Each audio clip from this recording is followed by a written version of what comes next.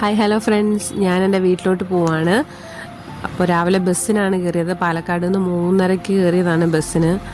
അപ്പോൾ ഞാനിപ്പോൾ ഈ കാണുന്നതൊക്കെ നമ്മുടെ മൂവാറ്റുപുഴയിൽ നിന്ന് കൂത്താട്ടുകുളമൊക്കെ വരുന്ന ആ വഴിയാണ്. നല്ല വളവാണ്, പിന്നെ നല്ല റബ്ബറും തോട്ടവും കൈതത്തോട്ടവും ഒക്കെ കാണാനായിട്ട് പറ്റും. ഇപ്പോൾ രാവിലെ ആയതുകൊണ്ട് തന്നെ മഞ്ഞൊക്കെ ഉണ്ടായിരുന്നു.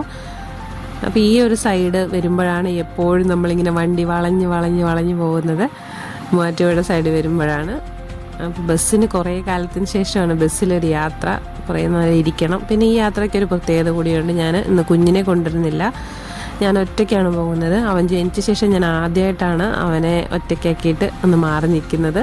പക്ഷെ അവന് പ്രശ്നമൊന്നുമില്ലായിരുന്നു, അവൻ കൂളായിരുന്നു കേട്ടോ. അപ്പം നമ്മളെപ്പോഴും എല്ലാ സാഹചര്യത്തിലും കൂടെ കാണണമെന്നില്ലല്ലോ. അപ്പം അതുകൊണ്ട് ഞാനൊന്ന് ഇരുത്തി നോക്കിയത് അവനെങ്ങനെ ഓക്കെ ആണോ എന്നുള്ളത്. പക്ഷെ അവൻ ഓക്കെ ആയിരുന്നു. അപ്പോൾ ഞാൻ ഇവിടെയാണ് പഠിച്ചത്, പ്രസ് ക്ലബ്ബ് കോട്ടയം. അപ്പോൾ കോട്ടയത്ത് ഡിഗ്രി ചെയ്തത് ഞാൻ കോട്ടയത്താണ്. അപ്പോൾ കോട്ടയമായിട്ട് എനിക്ക് നല്ല ബന്ധമുണ്ട്.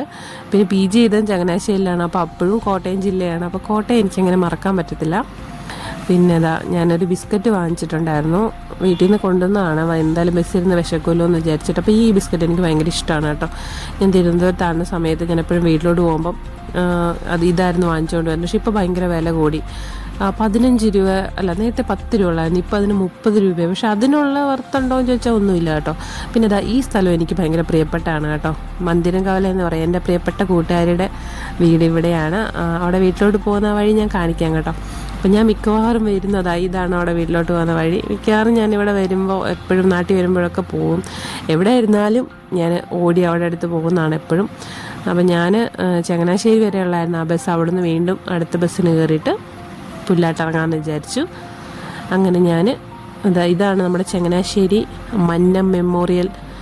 അവരുടെ കുറേ ലൈബ്രറി, പിന്നെ ഹോസ്പിറ്റല്.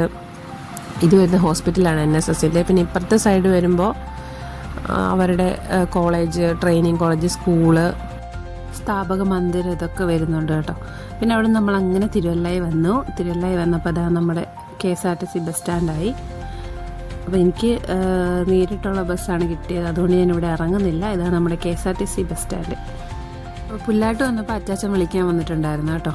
അപ്പം ഞാൻ വന്നിറങ്ങിയപ്പോൾ തന്നെ കണ്ട കാഴ്ച എന്താണെന്ന് വെച്ചാൽ എല്ലായിടത്തും റംബൂട്ടാൻ പറിക്കലായിരുന്നു. റംബൂട്ടാൻ സീസൺ തുടങ്ങിയിട്ടുണ്ടല്ലോ. അപ്പോൾ ഞാൻ ചെന്നപ്പോഴേ അപ്പുറത്തെ വീട്ടിൽ റംബൂട്ടാൻ പറിക്കുന്നുണ്ടായിരുന്നു, ആൾക്കാർ വന്നിട്ടുണ്ടായിരുന്നു.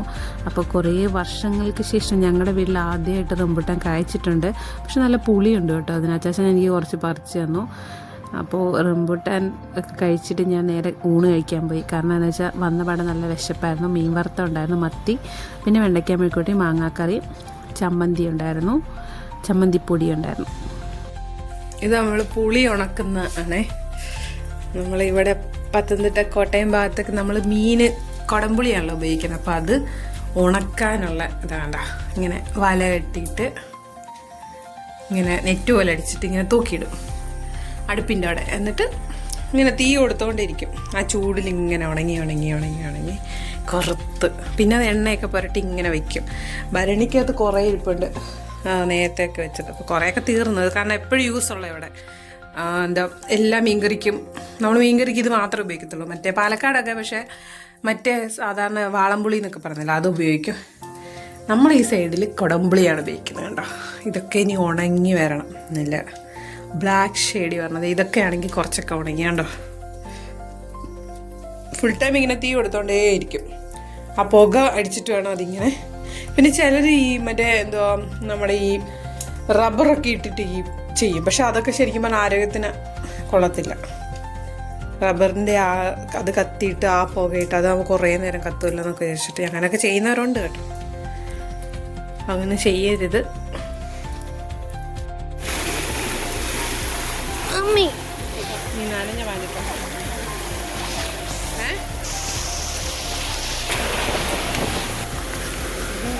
ഇതിൻ്റെ നാളെ പഴുത്തിറങ്ങി കിടക്കുന്നു. എടുക്ക് എല്ലാം കിളി കുത്തിയിട്ടേക്കുന്നു.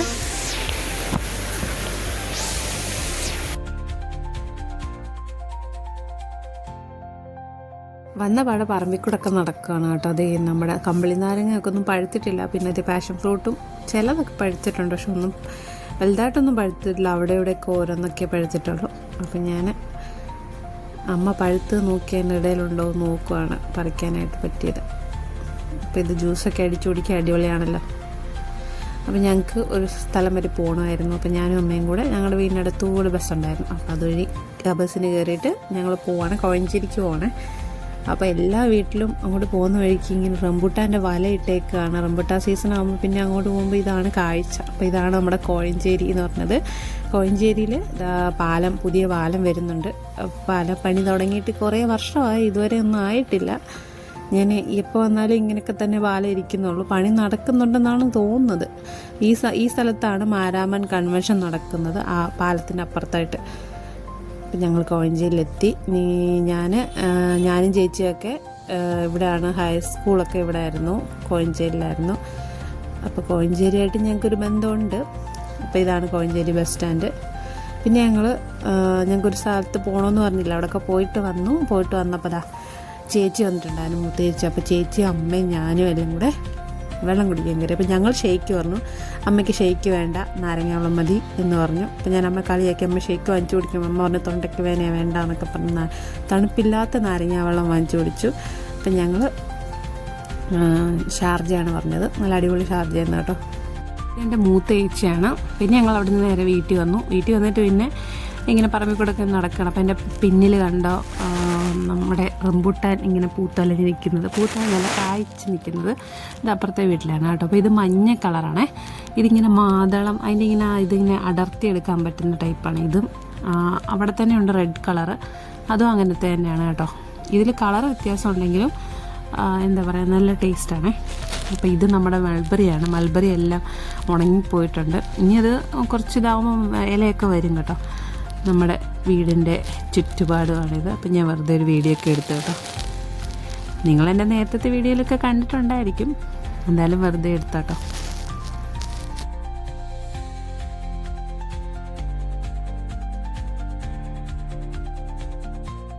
ഇതാണ് ഞങ്ങളുടെ റംബൂട്ടാൻ ആദ്യമായിട്ട് കായ്ച്ചത്. അച്ചാച്ചൻ കുറേ വെച്ചിട്ടുണ്ടായിരുന്നു പണ്ടൊക്കെ, പക്ഷെ അതെല്ലാം ആണായിരിക്കും, അത് പൂത്തിട്ട് അങ്ങ് കൊഴിഞ്ഞു പോവും. അപ്പോൾ ഇത്തവണ കായ്ച്ചിട്ടുണ്ട്, പക്ഷേ ഇതിന് പുളി ഇത്തിരി കൂടുതലാണ് കേട്ടോ. പിന്നെ അപ്പുറത്തെ ഇപ്പോൾ പറിച്ച് ഓൾമോസ്റ്റ് എല്ലാം പറിച്ചിട്ടുണ്ട്. അപ്പോൾ ഇവിടെ നമ്മുടെ ഈ സ്ഥലത്തൊക്കെ ഈ റംബൂട്ടാനൊക്കെ പൂത്ത് വരുമ്പോഴത്തേക്കിന് എല്ലാം തമിഴ്നാട്ടിൽ നിന്ന് ആൾക്കാർ വന്ന് ഇങ്ങനെ പാട്ടത്തിനെടുത്ത് അവർ പറിച്ചിട്ട് പോകും.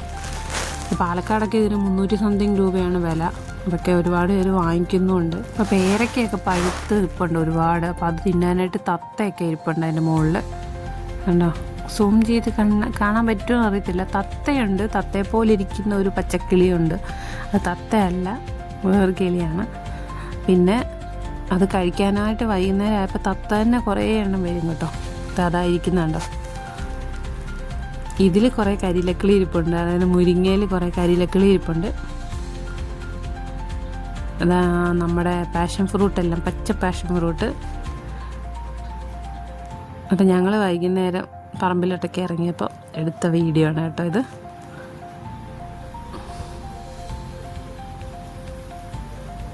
അവിടെ ഞങ്ങൾ തോട്ടിൽ പോയി. അപ്പം ഞങ്ങൾക്ക് ഒരുപാട് നൊസ്റ്റാൾജിയുള്ള തോടാണ്. ഞങ്ങളൊക്കെ പണ്ട് കുളിക്കാൻ വരുന്നതാണ്. ഞാൻ പറഞ്ഞിട്ടുണ്ടല്ലോ, പണ്ട് അമ്മ വടിയായിട്ട് വരുമ്പോഴാണ് ഞങ്ങൾ ഈ തോട്ടിന് കയറത്തുള്ളൂ. ഇപ്പോൾ വെള്ളം കുറവാണ്, ശരിക്കും ഇത് കവിഞ്ഞൊഴുകുന്ന പോലെ വരാറുണ്ട്. ഞങ്ങളുടെ വീട്ടിലോട്ടൊക്കെ വെള്ളം കയറും ഇത് കവിഞ്ഞാൽ. ഇതാണ് അലക്ക് കല്ല്. ഇതിവിടെ പണ്ട് തൊട്ട് ഉള്ളതാണ് കേട്ടോ.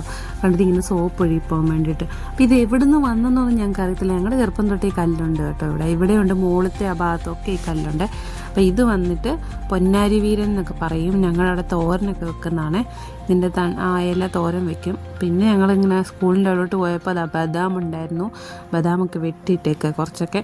അപ്പോൾ എല്ലാം പച്ചയായിരുന്നു, അതുകൊണ്ട് നമുക്ക് പൊട്ടിച്ചെടുക്കാനൊന്നും പറ്റത്തില്ലായിരുന്നു. ഞങ്ങൾക്ക് വീണ്ടും റംബൂട്ടാൻ കിട്ടി കേട്ടോ. ഞങ്ങൾക്ക് റെനിയാൻ്റെ അന്നാണ്. റെനിയാൻ്റെ അവിടെ ഉണ്ട്, നല്ല ടേസ്റ്റായതിന്. നല്ല മാതളമൊക്കെ ഇങ്ങനെ ഇളകി വരുന്ന അതിൻ്റെ ആ ദശയില്ല, അതിനാണ് പറയുന്നത് കേട്ടോ. ഇളകി വരുന്ന ടൈപ്പായത് കേട്ടോ, നല്ല ടേസ്റ്റാണ്. അപ്പോൾ അതും പഴുത്ത് നിൽക്കുകയാണ്. അപ്പോൾ റെനിയാൻ്റെ ഞങ്ങൾക്ക് കുറച്ച് റംബൂട്ടാൻ തന്നു, ഞങ്ങളത് കഴിച്ചുകൊണ്ടിരിക്കുകയാണ്.